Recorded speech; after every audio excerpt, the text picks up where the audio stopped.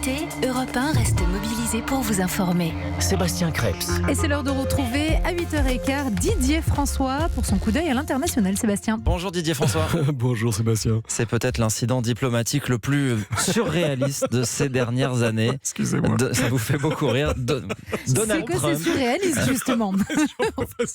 Donald Trump a donc annulé hier une visite d'État prévue à Copenhague début septembre, après que la première ministre du Danemark a refusé d'étudier sa proposition de racheter le Groenland. On croit rêver, Didier ? Oui, c'est tout à fait stupéfiant. Alors évidemment que ce soit la proposition de rachat du Groenland, d'ailleurs que tout le monde rejetait, traitait avec une certaine ironie, voire un peu de légèreté, parce que personne n'y croyait sérieusement, mais plus encore l'annulation de ce voyage officiel pour un motif aussi futile et parfaitement assumé, puisque dans le tweet présidentiel qui a précédé, comme c'est désormais la règle, l'annonce officielle de la Maison-Blanche, Donald Trump explique benoîtement qu'il repousse sa rencontre avec la première ministre dans la mesure où son refus, alors là je le cite, de discuter l'achat du Groenland l'incitait à faire des économies d'efforts et d'argent aux États-Unis.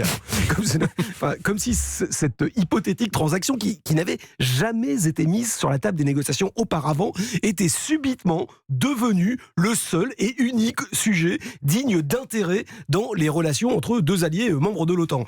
Alors je ne vous livre que cette réaction de la reine du Danemark qui, tout en subtilité, s'est déclarée surprise.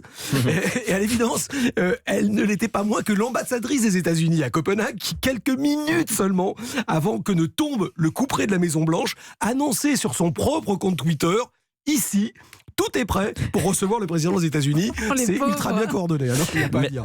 Qu'est-ce qui a pu pousser Donald Trump à un tel entêtement sur cette question du Groenland ? Alors, derrière cette manière de faire un peu cavalière et assez contre-productive pour aborder le sujet, il y a quand même effectivement un enjeu stratégique majeur avec le réchauffement climatique. Les glaces ont sérieusement fondu autour de la calotte polaire arctique, découvrant d'immenses gisements de matières premières et de ressources précieuses, mais surtout en ouvrant 2 nouvelles routes maritimes qui, selon les météorologues, permettraient d'ici à 2035 de raccourcir de 40% le trajet entre la Chine et l'Europe. Alors, au moins pendant les mois d'été.